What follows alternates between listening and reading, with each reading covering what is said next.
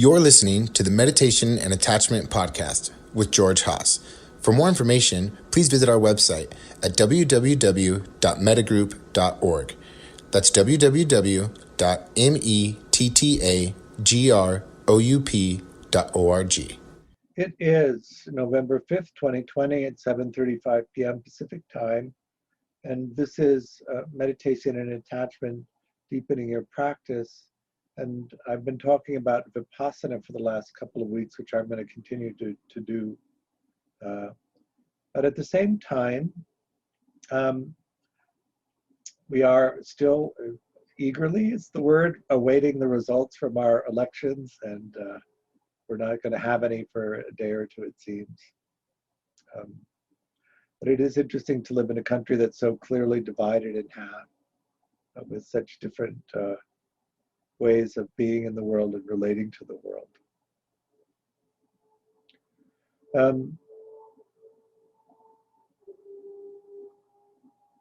Vipassana meditation, V means to divide and Passana means to see clearly, and so to see these things as well clearly as we can.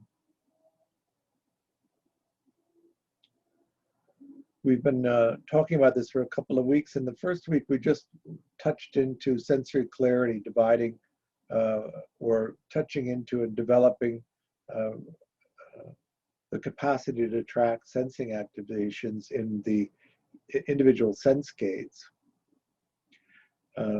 Touching, seeing, hearing, tasting, smelling. So we have the capacity to sense, and then we have mind, which is the sixth of the senses that make the raw sensing experience into something. So the eye sees light and form, and then eye mind or eye consciousness makes that into something. And then that thing that we make it into, that conceptual reality that we make it into, is based on our conditioning. So we have the object that can be sensed, it meets the capacity to sense. If there's contact, a consciousness of that sensing experience arises, which is evaluated for processing speed, I like to call it. Vedana is the Pali word. Feeling tone is often translated as that. Danger, neutral, pleasant, urgent, neutral, pleasant. And then it's compared to the perceptual database. And when there's a close enough match, the meaning that's stored in the perceptual database, so memory and also imagination, creates a representation of that internally, which is then projected outward. If the mind is equanimous, then the conceptual reality that we project outward is a fairly accurate representation of the sensing experience.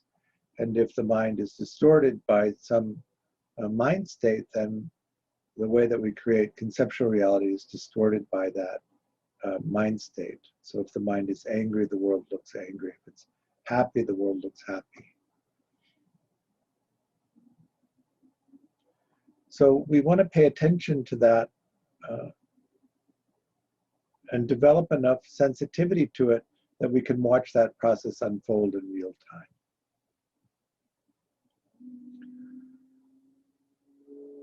In the third stage of insight in Mahasi Sayadaw's commentary from the Visuddhimagga, he talks about the three characteristics or the three marks of existence.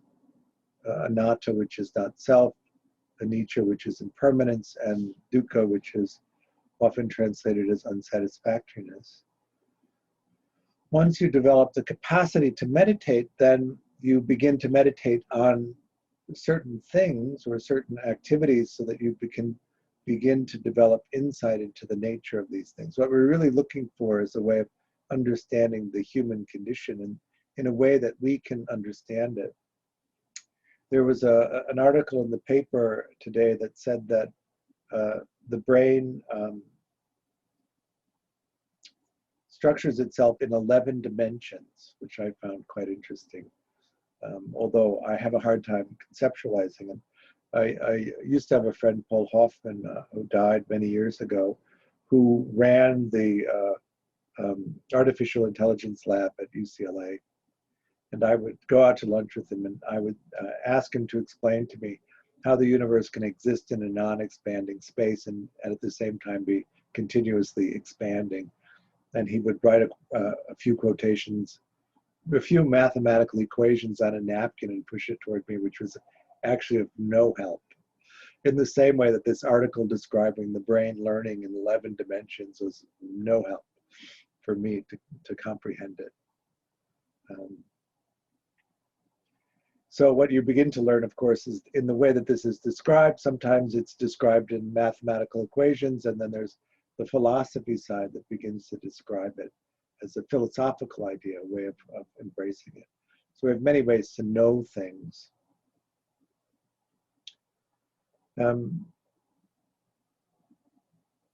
So when we look at these three characteristics and we apply meditation as a way of, in some sense, deconstructing them or looking at them to see what it is that's actually happening, the experience of self is one of those things that we begin to look at. Many of us, or most of us, I would say, have this sense of the self, that this body is mine, it belongs to me, a particular person, a particular self. And I do things, and I cause things to happen, and I control things, and I eat things, and I do things. But what is actually that experience of the self that we identify with and take ownership of the nature of our lives? What is that? And so we want to begin to investigate that through the meditation process to see what it is that makes that happen. And so in last week's meditation, we were talking about the division between focus out and focus in, the sense of the outward sensing experience directed toward the creation of the experience of the outside world, and the inside focus on that experience of self. Internal visual thinking, internal auditory thinking, and emotion create this sense of ownership of the body, and external sight space, external sound space, and the body's interaction with the environment creates the sense of the world out there.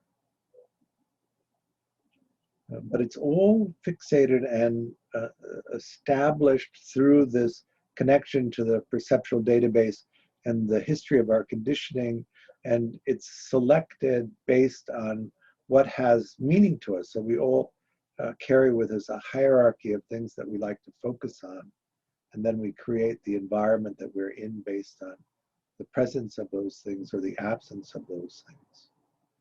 And to begin to see those pieces individually and then as they come together. The second aspect of the three characteristics is aniccā, or impermanence, that everything comes and goes, nothing lasts. You can't rely on anything. Even the human body that you're currently inhabiting is going to come and go. Hopefully you can have it to use as long as you want to, or maybe longer than you want to. One of the things about aging is that as the body gradually becomes less and less functional, our tenacious gripping to it tends to loosen to the point where we can imagine slipping out of it.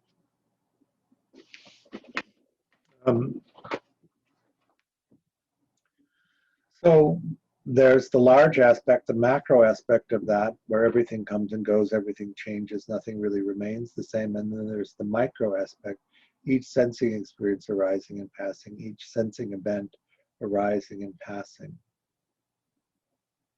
And that each moment of consciousness arising and passing, each moment of knowing or thinking we know what's happening arising and passing. And then how do you move into a place where this is how you understand the nature of the human condition, and not latch on to this idea that things need to last, things need to be permanent, things need to be reliable. That you can move into this place of the flowiness of things. And then the last of them is duḥkha. Duḥkha is often translated as unsatisfactoriness or suffering. Dan, one of my teachers, translates it as reactivity. The reason he likes reactivity, and I do too, is because we live in this body that has this capacity to sense things, and even if you come into perfect equanimity with that, and even if you see clearly that everything is created in this process of expansion and contraction, we still react to everything because that's basically how we operate. The sensing aspects of the body remain. The first level of duḥkha is that you live in a body which will grow old, get sick, and die, and that there's nothing you can do about it. Everyone you know, everyone you love, is of a nature to change, and there's nothing you can do to prevent being separated from them. And how do you come into this place where that's actually okay? It often puts us at a fork in the road. And one direction is nihilism, and in the other direction is this engagement, this tendency to engage as fully as possible in each moment, because the understanding is that each moment will not last. If you don't take what's there to be taken, then it's gone anyway. The second is that aspect. You may get what you want, but you're going to lose it, or you may not get what you want, or you may have to put up with things that you don't want. And then the last aspect is this subtle, ongoing, constant irritation that nothing is exactly the way that you would have it if you were actually in charge of anything, which is a double-edged sword. It's not how you want it, and you're not in charge. How do you then come into peace with that as well? And then in being with peace with all of that, all of those operations, all of those mechanisms, just operating don't cause distress, don't cause suffering. In fact, it opens up the possibility of fully engaging in what's in front of you.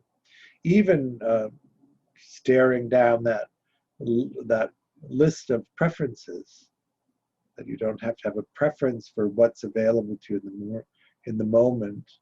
You know, if the environment is full of things that you like and have high value to you, then you think the environment is very rich. But if they're not, there's an absence of those, then you often think the environment is boring or uninteresting.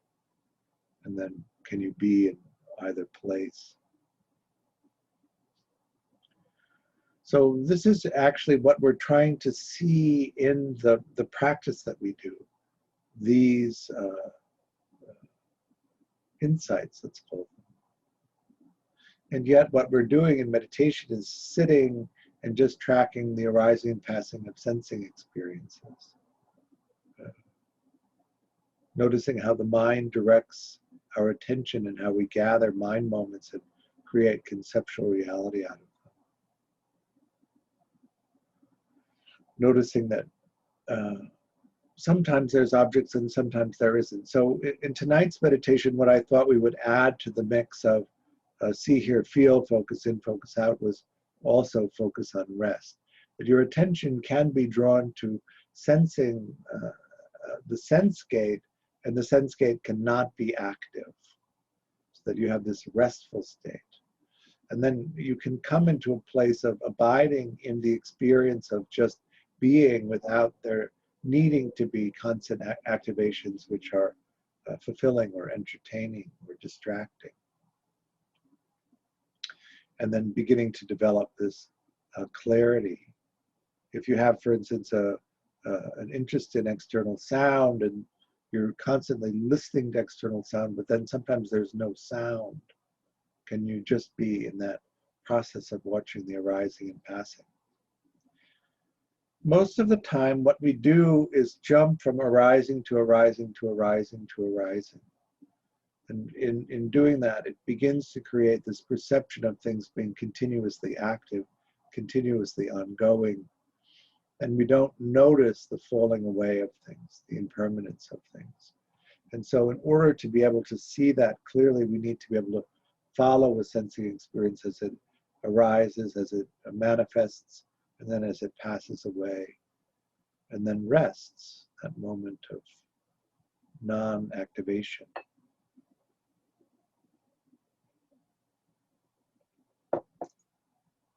Directly, so that we can have the experience of these things happening to us.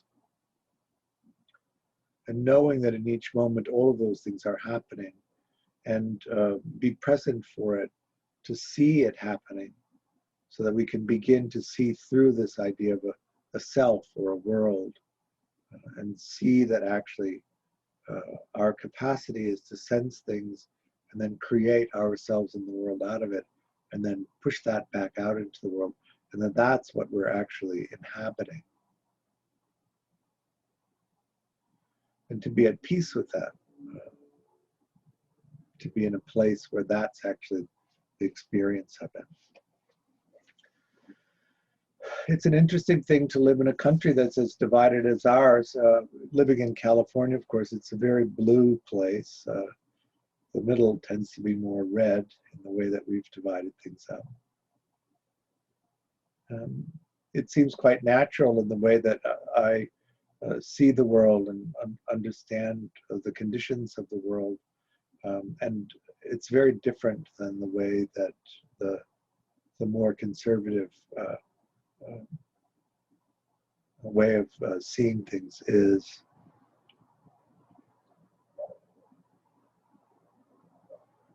In Buddhism, of course, we talk about loving kindness practice and compassion practice and a joyful practice and equanimity, the Brahma Viharas or the divine abodes. And so how do you come into this place of holding a compassionate space, even though the polarization is so great and the worldviews are so completely different and in so many ways not compatible?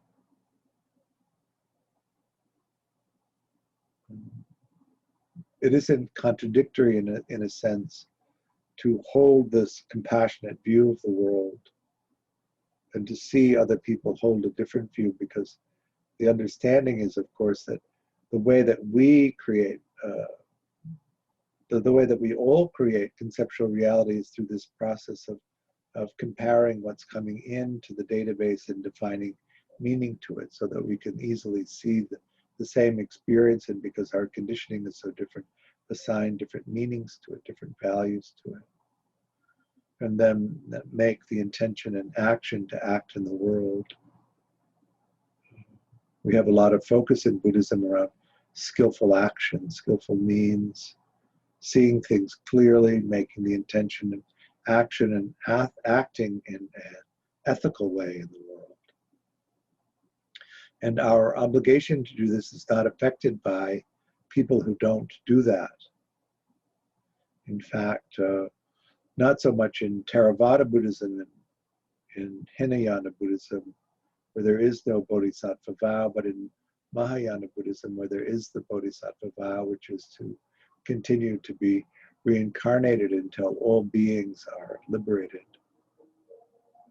The English word ignorance or delusion has a negative connotation, which is different in the colloquial sense than in what the Buddhist sense is, that you don't see clearly what's happening. And so that you make intentions and take actions that are unskillful. This is always coming from a point of view. Himsa is a word that means not harming. And the Buddhist view is really this idea of not harming sentient beings. I saw also in the newspaper that New Zealand has declared all animals, all living animals, as sentient beings. And this is quite different than the traditional Buddhist view. When we were in Myanmar at a metta retreat, one of the retreatants asked the Sayadaw if dogs were sentient, and he said they were not. In traditional ways of practicing metta meditation, you need to practice for a living sentient being as part of the metaphysical understanding of that you radiate the metta practice out to a living sentient being that you know, and they receive it and then reflect it back. And sometimes in the West, where people are quite alienated from other people, the question comes up, can I practice for my dog? Can I set metta to my dog or my cat instead of to a human being?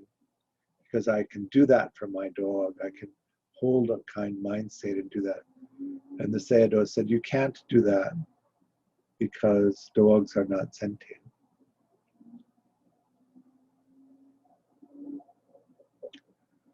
And because they're not sentient, the himsa does not apply to them in the traditional formulation of Buddhism. And yet we have Western science, and we engage in an understanding of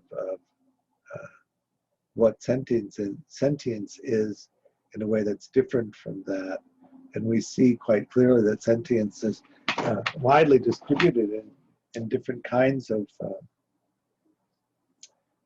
animals, species.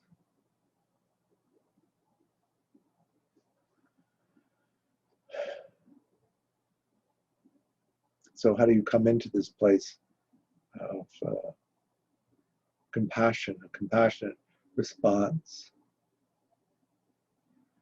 And really, one of the ways that makes it much easier to do this is to see them through the idea of a solid, fixed sense of self that's constant. And to see that it comes and goes, it arises and passes, and that there is no intrinsic sense of self there.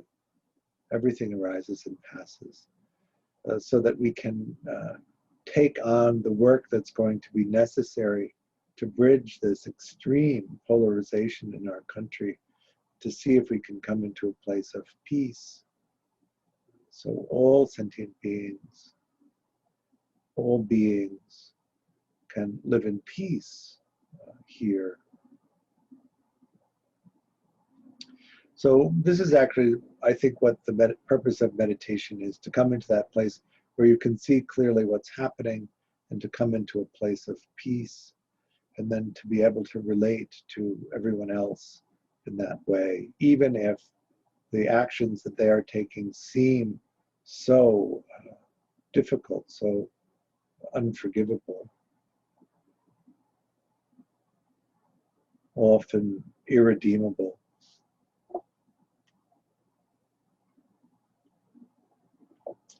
How does that sound? Possible?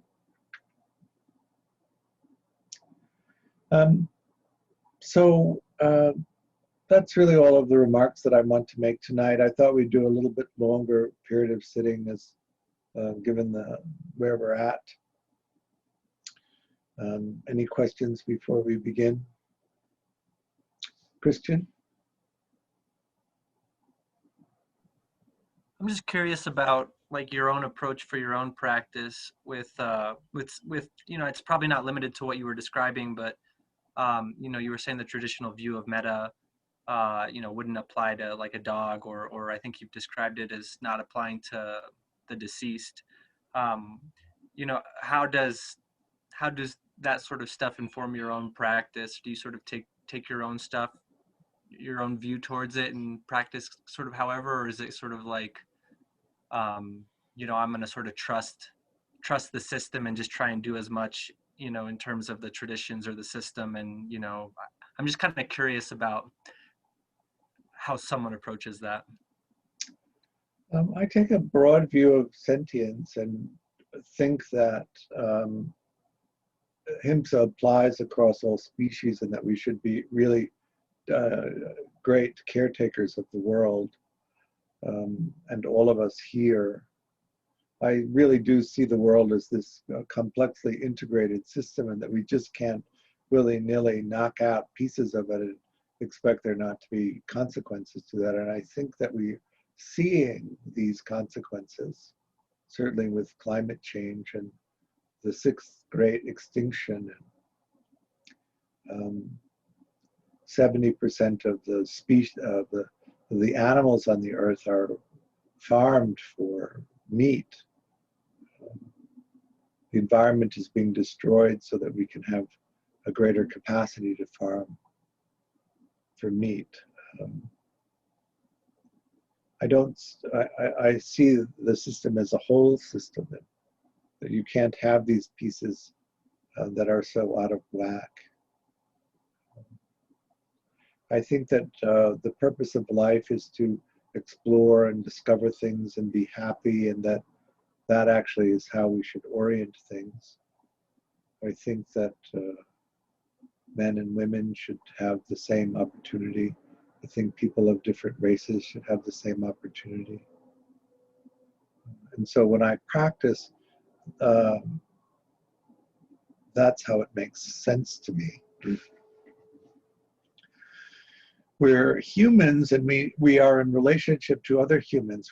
That's how our physical anatomy is built. And so when I practice for humans, because that's the connection that I think is important, and that if you're impaired from practicing for another human and would prefer to practice for a dog, it makes more sense to me that you should be practicing for humans, because that's where the edge is, that's where the blockage is, and that's where you'll get the most advantage. I think that you should practice in a way that moves you into these understandings more deeply.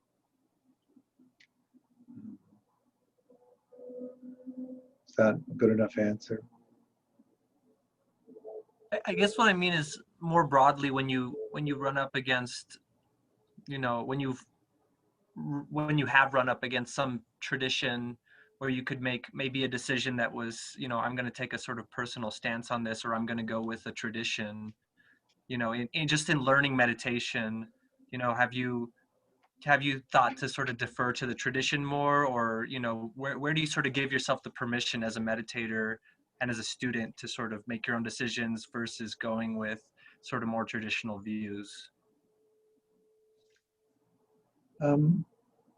I think that it's an exploration, and that it needs to be satisfying and meaningful to you as the explorer.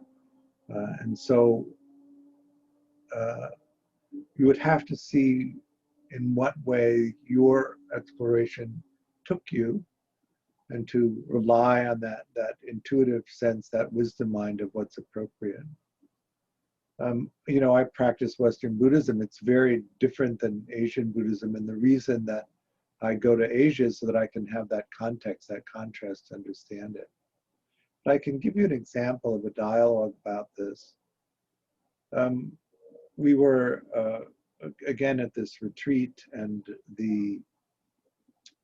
there was a nun and a lay practitioner who gave a talk on the nature of jhana practice, metta jhana practice. And they gave a description of jhana, which is from the Visuddhimagga, which is a document that's 700 years later than the Pali Canon is.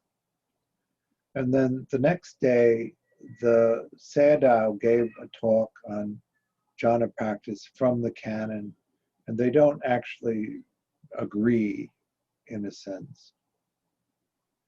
And the nun gave the talk the way that she did because she thinks that it's easier to follow a less complex system of jhana than the canon describes.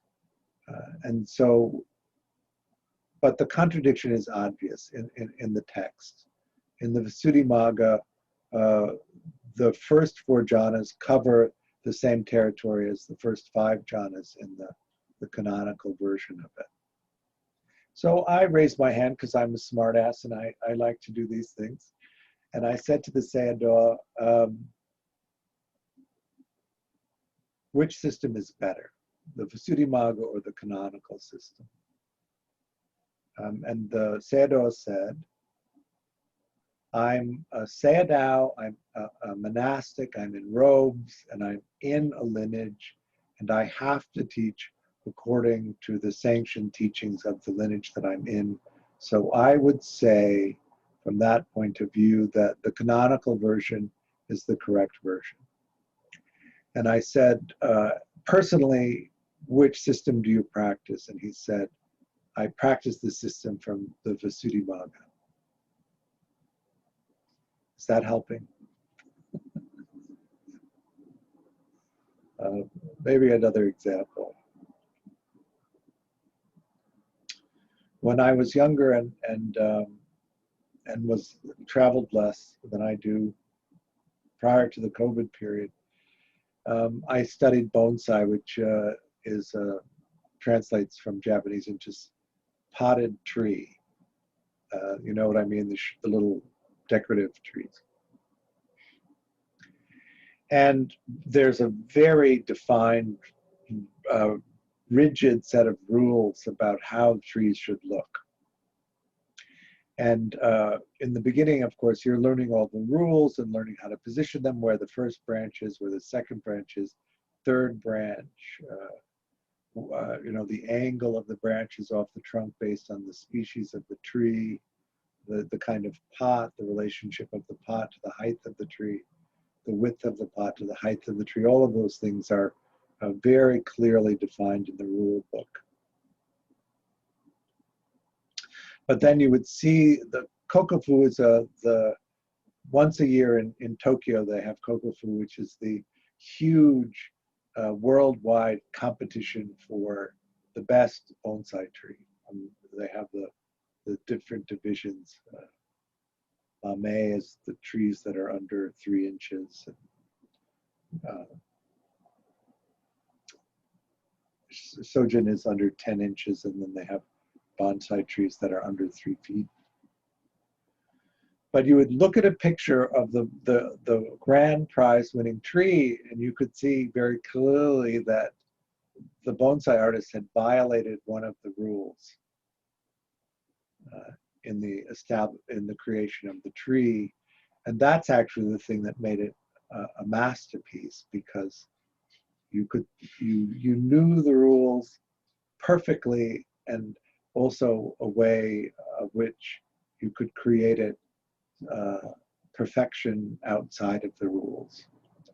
So I think that when we practice meditation, what we really want to do is understand what the traditional ways of practicing are. And this is an important question, because in the West, the dominant form of meditation is mindfulness meditation, which is completely split off and secularized, so that the connections to the original teachings has been stripped out and lost. And so it's hard to know in the languaging often of what it is that's being taught, what actually is being taught in terms of its relationship to the traditional way of teaching. And then to understand what it is that the intention of the traditional teaching was, so that you know what actually that you're looking for in your exploration of meditation now, in a culture that's vastly different than those cultures were, and what is the essential insight that you're looking for, so that you can arrive at this place of liberation, of freedom, which is, I think, the real intention of all meditation practice, to come into this place of classical enlightenment, so that you can really be in this human condition and thrive in it, and really get out of it all of the things that are here. I was talking to Dan Brown, my teacher, recently, and he said that what you want to be able to do is see through this conventional reality into the mandala, which means to see the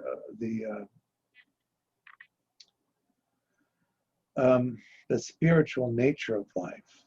The word isn't coming. To see into the sacred nature of what this human life is, and be in that sacred place, and to clear out all of those obscurations that keep you from seeing that, so that in each moment of exchange with people around you, you are in that place of the sacred, and participating with them in that action. So I think that that's actually what we're trying to do with meditation. But if it gets too far away from that, and it becomes something that's meant to reduce stress, or relieve, or make you momentarily happy. It's too far away from what the tradition was, what the intention for the practice was in the first place. Is that making sense?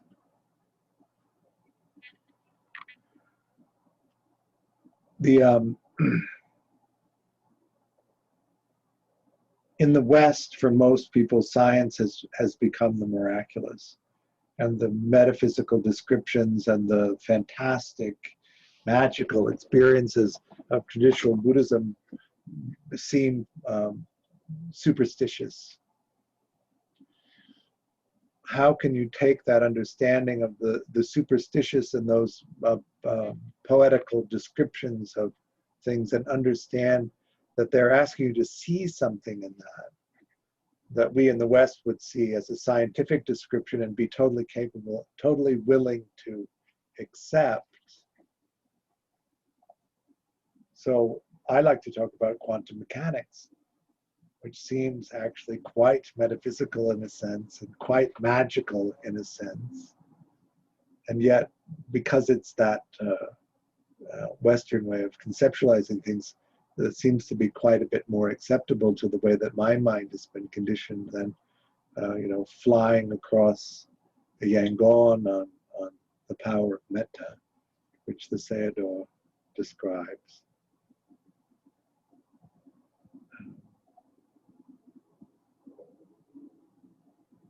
Can you be at peace?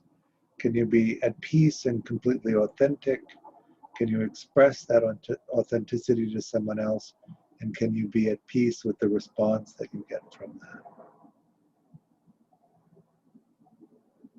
Can you be excited to engage people? Can you be excited to take care of them? Can you not be frightened?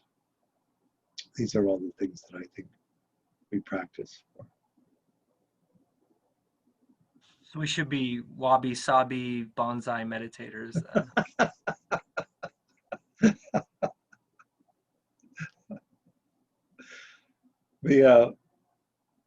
The reason that I took up bonsai was because I was so impatient with everything. And I thought that I could learn patience by practicing with bonsai. So have you ever gone to a bonsai exhibition? You go in and the trees are absolutely pristine and spectacularly placed on the first day of the show. And 2 days into the show, of course, they've started growing. And so they're not exactly the same. And a week later, the tree has grown out and isn't at all the same. And so it also teaches impermanence in a way that's quite remarkable. It also teaches you the responsibility of care, because they're very particular, and if you don't take care of them in the way that they want, they die. It's almost like they give you the finger and die because you haven't taken care of them. And so there can't be a lapse of care. All of those things I found very useful in terms of that. I live on an upper floor and I have a terrace, which is where I grew them. And the shows are usually in June. And you may know, if you've lived in Los Angeles for a while, that the Santa Anas come in May. And if there was a really bad Santa Ana, these are winds that come off the desert for those of you who don't live here. And it could literally strip every leaf off the tree in like 20 minutes.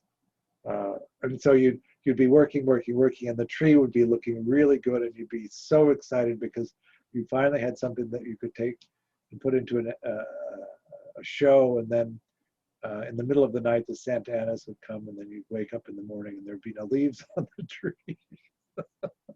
So it also was a wonderful teacher of impermanence. The reason that I stopped growing them was because I started traveling so much that I couldn't provide the care that they needed. And I thought that so I gave them to my fellow bonsai community so that they could be taken care of. And it was quite pleasing. Last winter I went, there's a they have a show called the Winter Silhouettes Show, which is in January, when all of the leaves have fallen off the tree, so you can see the branch structure. One of the trees that I had given up about 6 or 7 years ago was in the show. It looked really good. It's very pleasing. All right, let's do some meditation. Go ahead and take your meditation posture.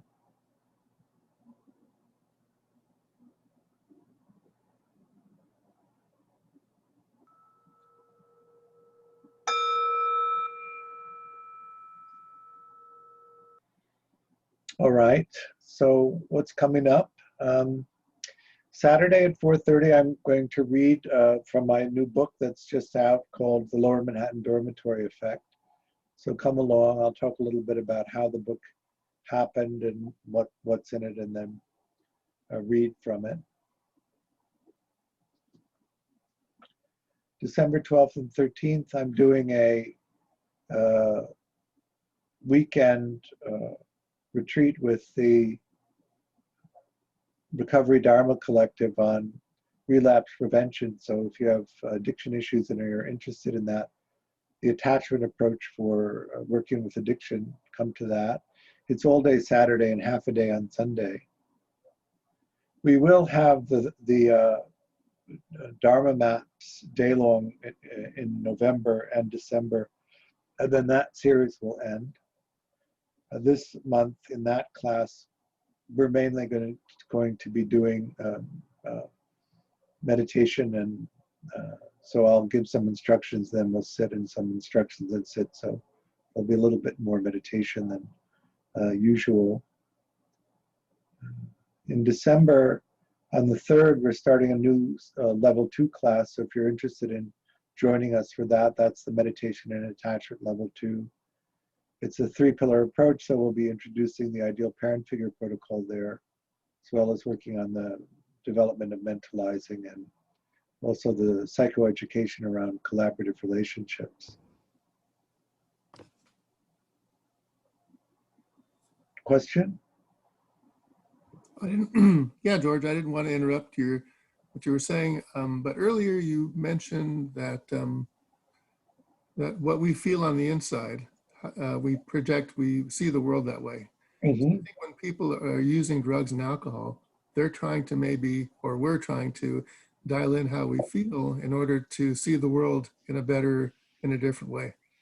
I kind of made that analogy to what you were saying. I think that addiction is an auto-regulating strategy where you're using external resources to regulate the internal state. The main problem with any of those strategies, although they work pretty well in the beginning, is that you develop a tolerance for them. And if it's substances, quite quickly, if it's behavior, sometimes longer. And then the use of the substances becomes problematic in itself, rather than it acting as the regulator that it was. So you can't get regulated without causing consequences from the use of it. So we need to learn emotional regulation strategies to replace the using strategies so that we can continue to be emotionally regulated without having to rely on the external resources that we did before.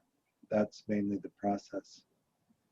And then because auto-regulating strategies are highly associated with dismissing attachment, if you don't do the underlying attachment work, you're constantly in a position of needing to use some external resource to regulate. And so you tend to, it's like we used to say, changing tables on the Titanic.